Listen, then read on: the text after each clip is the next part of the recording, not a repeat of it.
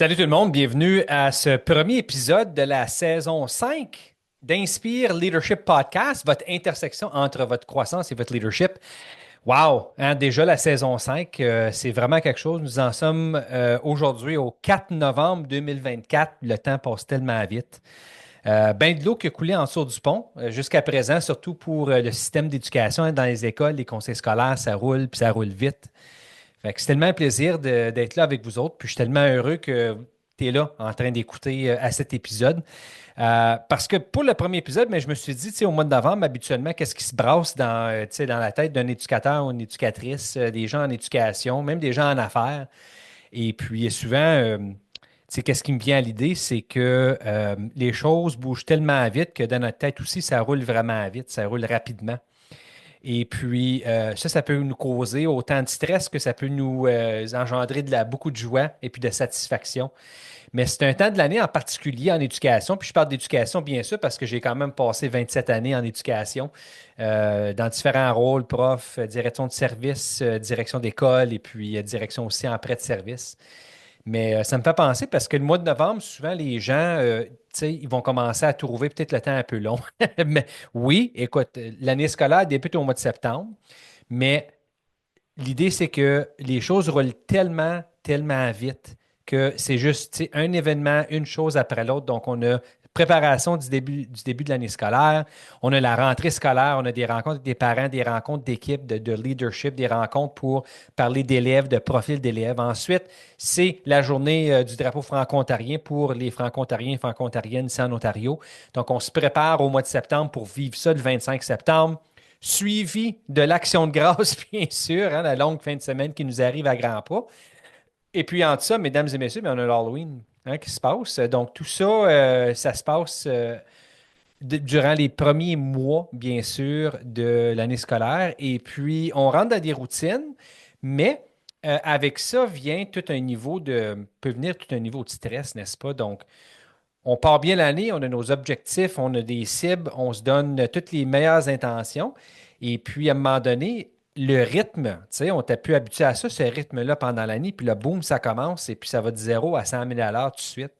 Fait que le rythme peut avoir cet impact-là sur nous où est-ce qu'on commence à être fatigué, on commence à se décourager. Et puis, on commence à peut-être oublier un peu, là, tu sais, qu'est-ce qui nous excitait tu sais, en début d'année scolaire, puis qu'est-ce qui faisait qu'on avait bien du vent dans nos voiles et puis qu'on avait hâte d'entamer l'année scolaire. Donc, c'est comment est-ce qu'on fait pour retrouver ou de conserver, je devrais dire, même cette énergie-là. Puis écoute, je généralise, sachant bien trop que c'est pas le cas pour tout le monde, mais généralement, je pense, puis je parle pour moi-même parce que ça m'est arrivé aussi très, très souvent. Le mois de novembre, c'est vraiment un temps où est-ce que c'est bon que j'arrête la machine et puis que je puisse vraiment revenir sur les choses que je m'étais dites que j'allais faire et puis les habitudes que je m'étais dit que j'allais mettre en place afin de conserver ma mentalité de croissance, mon positivisme, mais pour m'assurer que j'avais bien d'énergie dans le réservoir. Et puis, une des choses que moi j'aime jaser avec les gens par rapport à ça, c'est tout ce qui est notre zone proximale d'influence. Ça, c'est quelque chose de vraiment important. J'en ai parlé d'ailleurs dans certains épisodes de mon podcast en anglais. Donc, j'ai fait quelques leçons là-dessus, mais j'en parle aussi pendant les présentations à des divers groupes lorsque je me promène et puis que j'offre la formation. Donc, notre zone proximale d'influence, vraiment, qu'est-ce que c'est? C'est si vous pouvez vous imaginer une cible. Puis dans cette cible, donc une cible circulaire, et puis il y a essentiellement trois différentes zones. Donc, il y a la zone le plus à l'extérieur, ensuite la zone dans le milieu, puis qu'est-ce qui est la cible là, en plein milieu, cette petite zone-là ronde-là.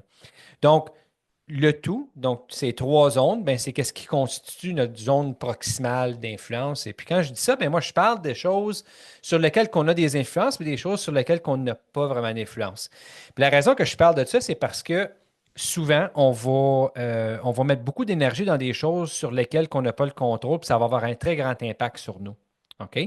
Fait que si je commence avec la zone la plus éloignée de la cible, donc qu'est-ce qui est à l'extérieur, le plus à l'extérieur, mais on nomme ça le cercle de préoccupation, ou c'est la zone la plus éloignée, là. Donc, en d'autres mots, c'est un cercle, c'est là-dedans qu'on retrouve des éléments qui nous stressent. Ça nous engendre un certain stress, si pas beaucoup de stress, mais que c'est complètement à l'extérieur de notre zone d'influence. Donc, c'est vraiment des éléments sur lesquels on n'a absolument aucune influence.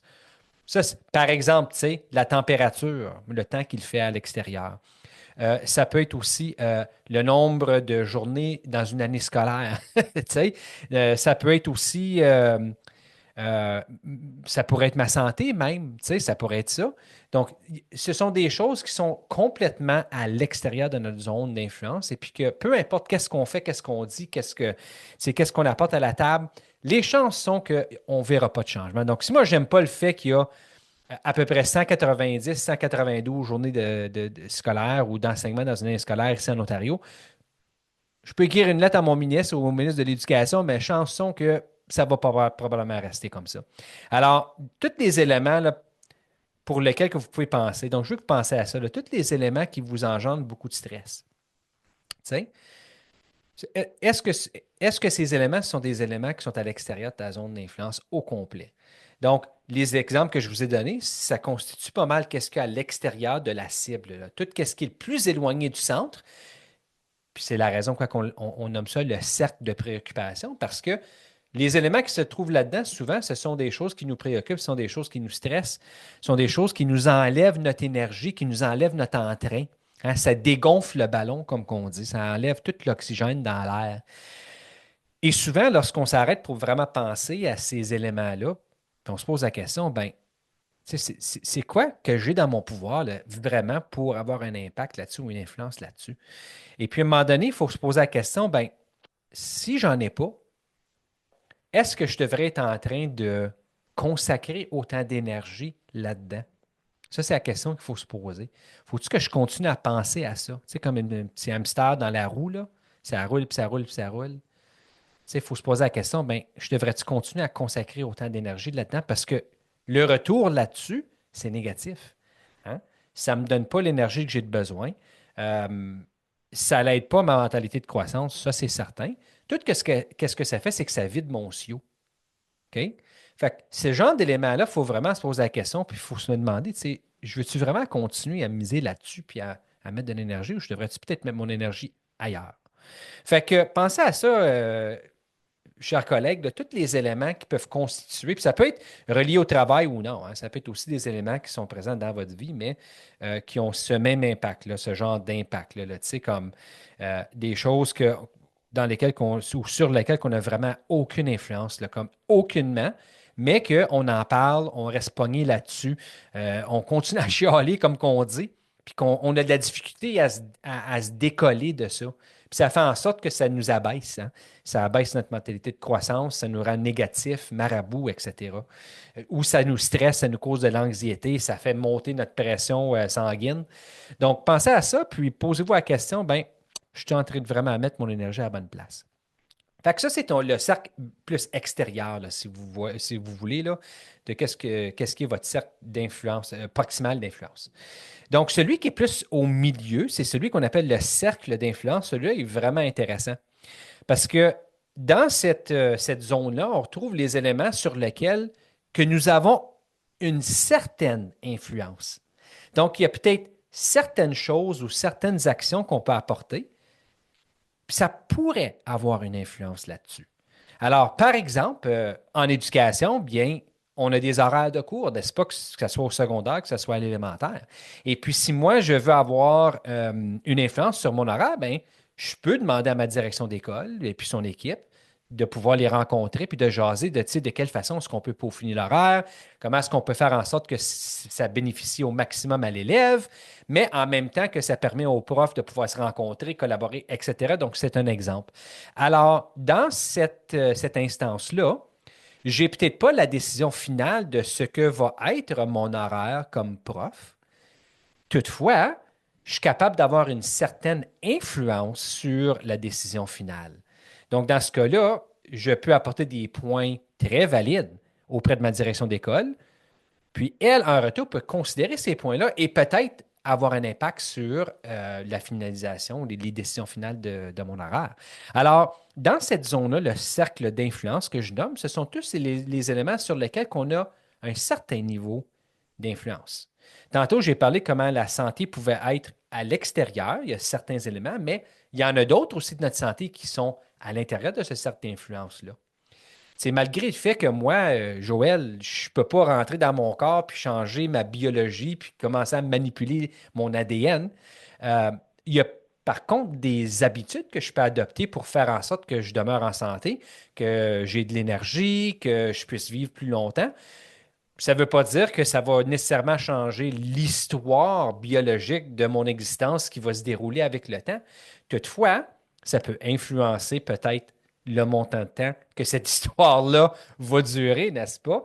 Alors, ça, c'est un autre exemple de peut-être un élément qui est dans le cercle d'influence. Donc, on a des actions à apporter et puis ça peut avoir une incidence là, sur ces éléments-là. Donc, pensez aux éléments dans votre cercle d'influence sur lequel que vous pouvez avoir de l'influence. Donc, même pense à quelque chose qui te frustre à ton travail ou dans ta famille.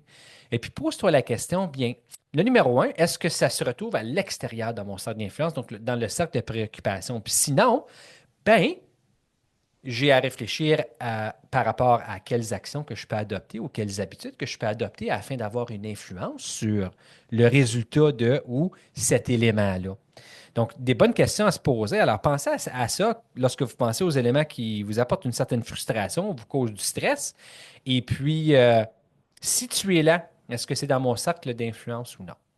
Et finalement, la dernière zone qui est tout à fait au centre, donc la cible principale au centre, qu'on appelle le cercle de contrôle. Alors, dans cette zone-là, on retrouve tous les éléments qui sont complètement sous notre contrôle. Puis il y en a plus que qu'est-ce qu'on pense, ça, je vous le garantis. Souvent, et très souvent, et je parle d'expérience aussi, les éléments qui me frustraient le plus ou qui me causaient le plus d'anxiété étaient en fait des éléments qui se retrouvaient dans mon cercle de contrôle. C'était incroyable comment que je ne le réalisais pas parce que je ne m'arrêtais pas pour y réfléchir. Je vais vous donner un exemple. En éducation, donc lorsque moi je faisais des bulletins, ça m'arrivait souvent, lorsque j'étais prof en salle de classe, ça m'arrivait souvent euh, à être un peu stressé lorsqu'on arrivait tout près de la période pour préparer des rapports, tu sais, des commentaires, euh, finaliser ou statuer sur une note pour l'élève, un niveau, etc. Je me retrouvais souvent un peu stressé parce que, tu sais, il me semble que rendu à ce temps-là, j'avais tout le temps des piles de correction qui n'étaient pas faites. Je me sentais comme si j'étais en retard. Il fallait que je corrige tout ça. Ensuite, je n'avais pas commencé mes commentaires de bulletin. Puis, en tout cas, la date approchait rapidement. Ma direction d'école me faisait le rappel. Donc, ça me causait beaucoup d'ennui ou beaucoup de stress. Et puis là, à un moment donné, j'ai tombé là-dessus plusieurs années passées, toute cette idée-là de notre zone proximale d'influence. Puis je me suis dit, tabarouette, je me suis dit, tu sais, les dates où est-ce que moi, je dois remettre mes bulletins, mes commentaires, puis tout ça, le travail que je dois remettre si tu es en affaires ou dans un autre domaine de l'éducation, ça peut être un projet que tu vas remettre à ton superviseur. Ordinairement, on connaît les dates d'échéance pas mal d'avance, n'est-ce pas? Et puis, en éducation, du moins, les périodes de rapport en Ontario, les périodes pour les bulletins scolaires, bien, ils se retrouvent tout le temps au même temps de l'année, pas mal à chaque année, puis depuis toujours, là. Donc, on parle de deux périodes de rapport en Ontario dans le système éducatif.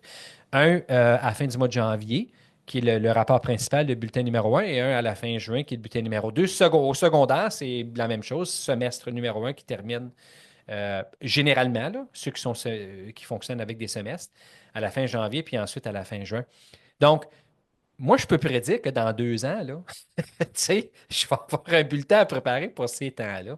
Donc, si moi, je sais que ça s'en vient, bien, qu'est-ce que je suis en train de mettre en place d'avance là, pour m'assurer que je ne vais pas ressentir ce stress-là? Ça fait que j'ai commencé à penser à ça, puis j'ai dit, je ne mettais rien en place. Tu sais, c'est comme si je roulais d'une année à l'autre de la même façon, parce que c'est de même que je le faisais, c'est comme ça que je connaissais ça. C'était ma routine, c'était mon habitude. Et puis, à chaque année, je me retrouvais dans le même bateau. Fait que là, je me suis dit, ben, tabarouette, c'est quand même quelque chose qui est complètement dans mon contrôle. Si moi, je mets des choses en place puis je m'organise en conséquence, tu sais, je fais plus de triangulation dans mes évaluations. C'est pas obligé d'être tout le temps papier-crayon. Ben moi, je peux changer ma situation, là, arriver de plus en plus proche à cette date-là d'échéance que je dois remettre mes choses à ma direction d'école.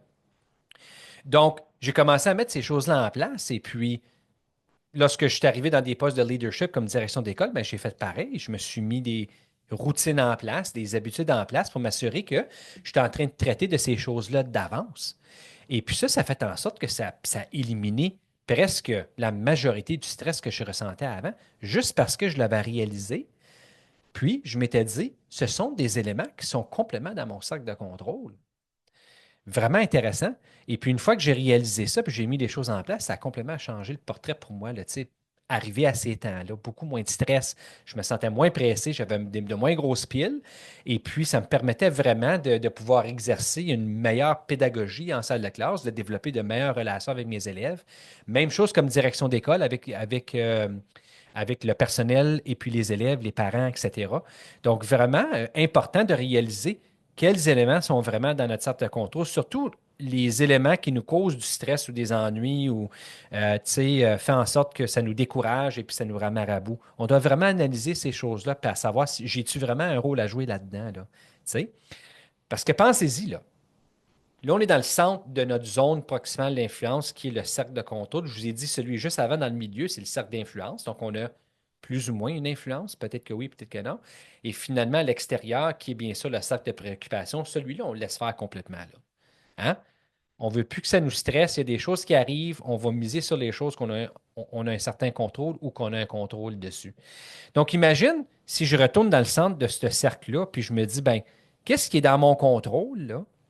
Si je mise là-dessus, puis que je mets des choses en place pour m'améliorer moi-même, pour que je puisse grandir puis devenir meilleur dans ce que je fais, affiler mes compétences là, pour que je sois encore plus performant et puis atteindre un niveau de leadership encore plus élevé, bien, j'investis en moi-même et puis je travaille dans des éléments qui sont sous mon contrôle.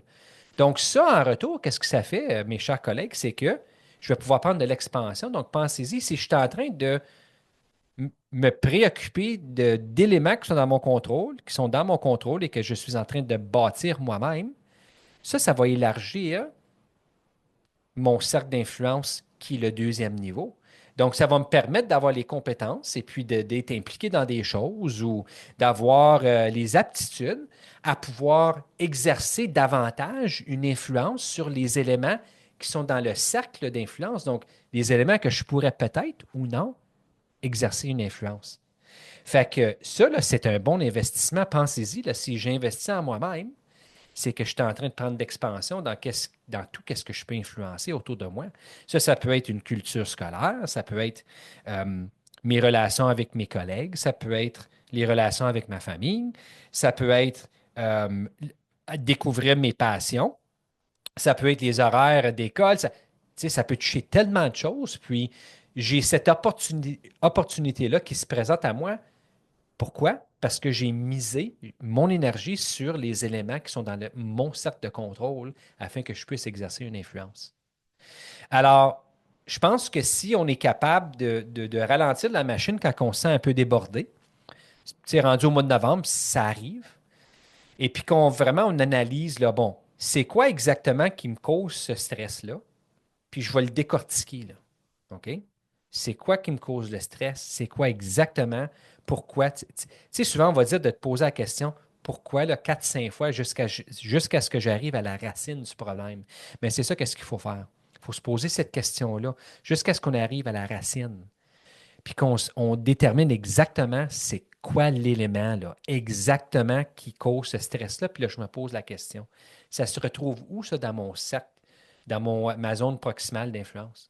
C'est-tu à l'extérieur, dans mon cercle de préoccupation, puis peu importe ce que je fais, ça va rien.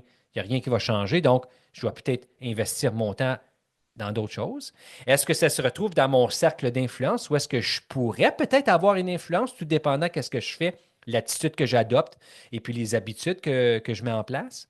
Ou est-ce que c'est vraiment quelque chose qui est complètement dans mon cercle de contrôle et puis que je suis capable de peut-être capitaliser là-dessus pour non seulement m'aider à grandir, mais aussi peut-être aider les autres autour de moi à grandir et aider à mon organisation à grandir aussi. Alors, c'est incroyable, là, le potentiel qui est là. Et puis, je pense qu'on se doit ça à nous-mêmes, de pouvoir s'arrêter, parce qu'on fait des belles choses, on travaille fort, on contribue. C'est important de s'arrêter quand on se sent, tu sais, quand on arrive à un point où est-ce qu'on sent comme si peut-être on contribue plus, notre sentiment d'efficacité personnelle est rendu un peu bas. On se décourage, on se sent trop débordé, il y en a trop sur mon assiette. Ça, ce sont les signes qui nous disent, là, hey, c'est le temps d'arrêter, là. On va prendre un petit pas de recul, on va faire un zoom out, puis on va analyser la situation. Là. C'est quoi exactement, là? Tu sais, qui te fait sentir de même, là? Comme je veux, comme pourquoi? On se pose la question pourquoi souvent, jusqu'à ce qu'on arrive à la racine. Et ensuite, on se dit, ça se trouve où, ça, dans ma zone d'influence? Est-ce que j'ai même une influence là-dessus? Sinon, ben, tabarouette, je vais arrêter de consacrer plein d'énergie là-dedans parce que ça m'abaisse. C'est pas bon pour moi. C'est pas bon pour les gens autour de moi. C'est pas bon pour mon organisation. Mais si c'est quelque chose dans mon cercle d'influence ou dans mon cercle de contrôle, ah ben là, je peux faire une différence. Là, j'ai l'opportunité de grandir. J'ai l'opportunité d'avoir une influence sur les autres et j'ai une opportunité de faire avancer mon organisation aussi. Donc, passez à ça, gang. Et puis, j'ai pensé de partir la saison 5 avec notre zone proximale d'influence. J'espère que vous avez retiré quelque chose d'utile pendant cet épisode. Je suis tellement heureux que vous êtes là pour m'accompagner encore durant la saison 5. J'ai tellement hâte de partager avec vous les épisodes dans lesquels j'ai accueilli mes invités. Donc, c'est des invités hors pair, ce sont des gens sur le terrain, en salle de classe, avec les élèves. Ils ont de belles leçons de leadership à partager avec nous, des astuces, toutes sortes de trucs, de façons de faire, de perception, de vision. Ça va être vraiment hot, gang. J'ai hâte de vous partager ça. Donc, assurez-vous de vous abonner au podcast et vous pouvez retrouver toutes les informations aussi au site web inspireleadership.ca. Gênez-vous pas. Abonnez-vous. Demandez à vos collègues de s'abonner aussi. Donc, gênez-vous pas. Partagez tous les épisodes à venir et puis profitez de cette belle occasion de croissance et puis de développement professionnel. À bientôt.